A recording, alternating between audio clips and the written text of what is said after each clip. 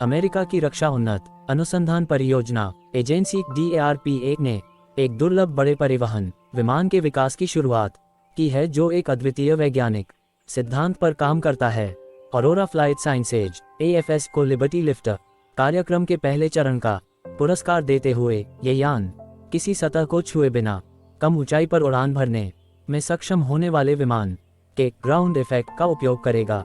इक्रानोप्लान्स नामक ये अमेरिकी विमान उसी उद्देश्य और डिजाइन के लिए एक प्रसिद्ध अल्पकालिक सोवियत युग के विमान से लिया जाएगा जो अपने विशाल आकार और डराने वाले डिजाइन के लिए जाना जाता है। बोइंग कंपनी AFS के एक बयान के अनुसार डर पर लिबर्टी लिफ्टर कार्यक्रम के चरण 1 का लक्ष्य एक किफायती एक्सप्लेन को डिजाइन करना, बनाना, तैराना और उड़ाना है जो समुद्र से क्रांतिकारी भारी वायु लिफ्ट क्षमता का प्रदर्शन करता है। फर्म को विंगिंग ग्राउंड इफेक्ट सीप्लेन की वैचारिक डिजाइन समीक्षा तक पहुंचने के लिए 6 महीने के लिए वित्तपोषित किया जाएगा। इक्रानोप्लान क्या हैं? इक्रानोप्लान्स को ग्राउंड इफेक्ट वाहन के रूप में भी जाना जाता है जो हवाई जहाज और जहाजों के बीच एक संकर है। वे वास्तव में पानी को छुए बिना ही उसके ऊपर चले जाते हैं। अंतर्राष्ट्रीय समुद्री संगठन उन्हें जहाजों के रूप में वर्गीकृत करता है, लेकिन उनके संचालन के पीछे का सिद्धांत पूरी तरह से एक जैसा नहीं है। उनकी अद्वितीय उच्च गति क्षमताएं 1 से 5 मीटर 3 से 16 फीट की ऊंचाई पर पानी की सतह को पार करके हासिल की जाती हैं। इसलिए ये कहा जा सकता है कि वे अपनी कुछ विशेषताओं को सीप्लेन, होवरक्राफ्ट और हाइड्रोफॉइल के साथ साझा करते हैं। वे जमीनी प्रभाव नामक वायुगतिकीय सिद्धांत का लाभ उठाते हैं। गति और चुपके के इस संयोजन उड़ान के दौरान सतह से उनकी निकटता के कारण उन्हें रडार द्वारा पता लगाना मुश्किल हो जाता है, ने सोवियत सेना का ध्यान आकर्षित किया जिसने शीत युद्ध के दौरान अवधारणा के कई रूपों के साथ प्रयोग किया। ये स्पष्ट नहीं है कि उनकी समुद्री उड़ान को अभी भी अन्य सतह के जहाजों द्वारा लक्षित होने से कैसे रोका जा सकता है, क्योंकि वे बड़े लक्ष्य हैं जिन्हें तटीय या नौसैनिक रडार फिर भी पता लगा सकते हैं। हालांकि पनडुब्बियों को उनका पता लगाने में कठिनाई होगी क्योंकि वे पानी की सतह को नहीं छूती हैं और कम सोनार गड़बड़ी उत्सर्जित करती हैं। यहाँ तक कि टारपीडो हमले को हासिल करना भी चुनौतीपूर्ण होगा क्योंकि उनके एयरफ्रेम पानी को नहीं छूते हैं, जबकि टारपीडो सतह के ठीक नीचे यात्रा करते हैं। बेहद कम ऊंचाई पर सतह की निकटता इस मामले में पानी ड्रैग प्रभाव को कम करती है जो उच्च गति सुनिश्चित करती है। विंग टिप भंवरों के बनने से विंग की कार्यक्षमता बढ़ जाती है। हालांकि ये प्रभाव अधिक ऊंचाई पर नहीं होता है। कम ऊंचाई वाली यह उड़ान सुनिश्चित करती है कि वे विमान के लिए बने रडार के लिए अदृश्य हों। जल संचालन डॉक या रनवे की आवश्यकता को समाप्त कर देता है, जबकि पेलोड क्षमता समान श्रेणी और आकार के नियमित विमानों की तुलना में कहीं अधिक महत्वपूर्ण है।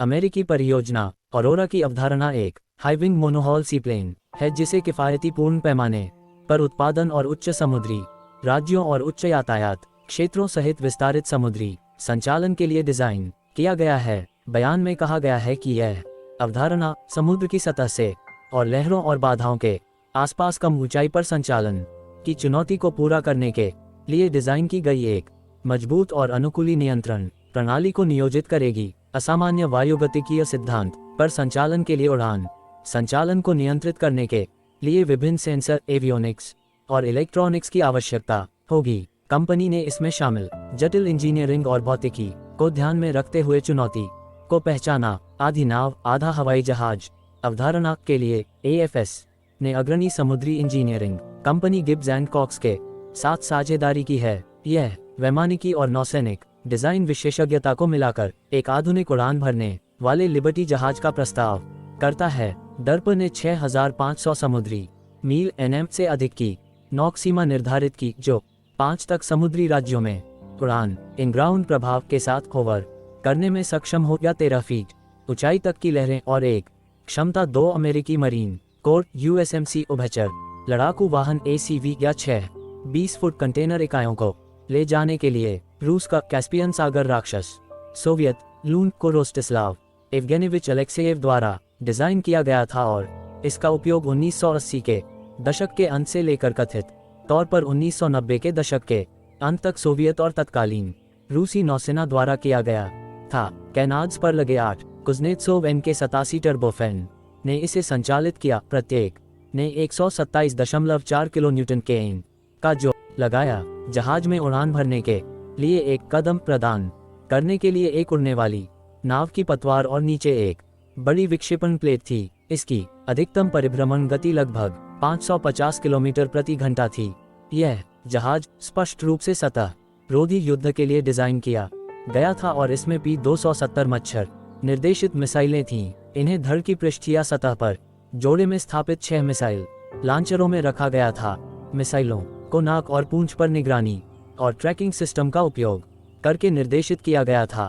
सोवियत ने इस वर्ग का केवल एक मॉडल MD-160 बनाया, जो 1987 में काला सागर बेड़े में सेवा में आया। बाद में 1990 के दशक में इसे सेवानिवृत्त कर दिया गया। रूसियों ने मोबाइल फील्ड अस्पताल के रूप में तेजी से तैनाती के लिए एक और संस्करण की योजना बनाई। ये कभी पूरा नहीं हुआ क्योंकि फंडिंग में कटौती कर दी गई थी। 2020 के अंत में विशाल सोवियत विमान को रूस के दागिस्तान में डरबेंट के पास एक सुदूर समुद्र तट पर खींचा गया था। लून को एक संग्रहालय और देशभक्ति पार्क में परिवर्तित करने के लिए समुद्र तट पर रखा गया था। हालांकि नौकरशाही की देरी के कारण यह परियोजना अब रुकी हुई है। तत्वों के अपक्षय के कारण विमान को अब और अधिक क्षति हो रही है।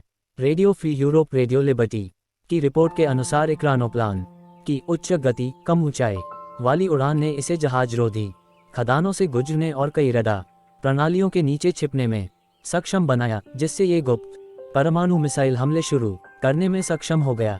इसमें कहा गया है कि नुकसान में पक्षियों के हमले के प्रति संवेदनशीलता और खतरनाक रूप से व्यापक मोड़ त्रिज्या शामिल है। विमान के आकार और वजन के कारण इसके सेवामुक्त होने के बाद इसके वर्तमान विश्राम स्थल तक परिवहन पर भारी असर पड़ा। कैस्पियन सागर के किनारे धीरे धीरे चलने वाले 3 टगों और 2 एस्कॉर्ट जहाजों के एक बेड़े को कास्पिस्क नौसैनिक अड्डे से डरबेंट तक लगभग 100 किलोमीटर 62 मील खींचने में 14 घंटे लग गए।